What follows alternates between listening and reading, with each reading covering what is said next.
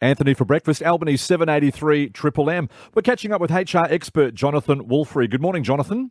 Good morning, Anthony. Now, we just had International Women's Day, and no doubt everyone was touched, in some way, shape or form by the stories that were shared by some of the most incredible women in our world. And the theme around the globe for this year's International Women's Day was Choose to Challenge. So great stories, but, the day really is a moment when it comes to a whole year, picking up some momentum in between now and next year's International Women's Day. How do we build that momentum? It's a good question, Anthony. Just a personal reflection of mine this year is that I think I've never remembered International Women's Day being so pronounced and so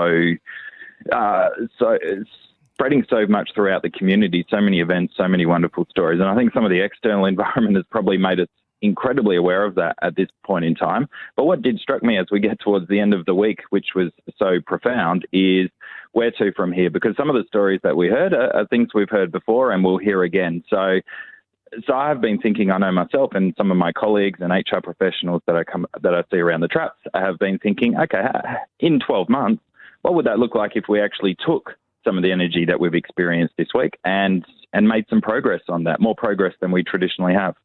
All right. So in your time working in human resources, do you think that we're making progress? I think we are, and there have been a number of things over the last few years that we've seen that have really changed in the way that human resource practitioners deal with these things, in the way businesses and companies do. But there's still a lot of room for growth and a room for progress. So I think, I am state president of the Australian HR Institute, which is one of the hats I wear, and the Institute itself managed to get Gretchen Carson from Fox News fame in 2016, largely credited with starting the Me Too movement. And she did point out that it was just her taking a stand against the chairman of Fox News and starting change from there. So I think we've had individuals that have invested incredibly in change, but now it's probably time for organisations, companies and other people to step up and live in with that theme, choose to challenge. What would you recommend to people in the workplace to actually make a difference?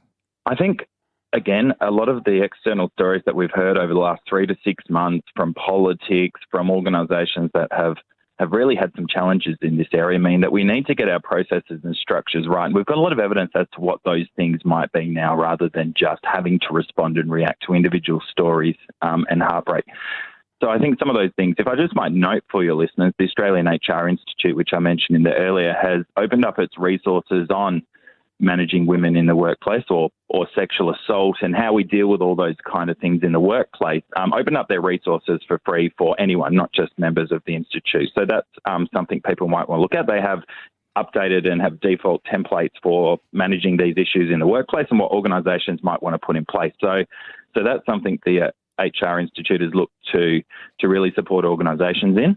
And then it's about, investing in those strategies and policies that will prevent this. Gretchen, who I mentioned in there earlier, just talked about, things such as non-disclosure agreements, getting those stories out, not being afraid of them, but learning from them and making change in there, not just trying to hide them and get on with business as usual. They're really important for organisations to listen to and hear. And I think what's also important is to empower everyone in our organisations, and if you're an employee yourself or a manager, to take action and look at that. I'd probably just finally start off by saying, imagine what that would look like in 12 months.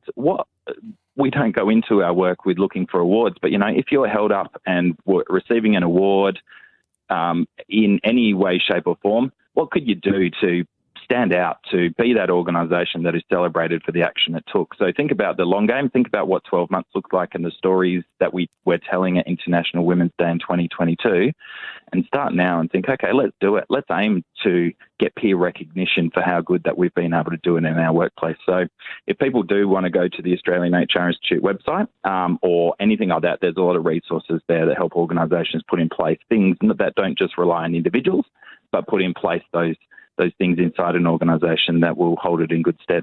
HR expert Jonathon Woolfrey, thanks for your time. We will talk again next week. No worries, Anthony. My pleasure. Triple M Albany.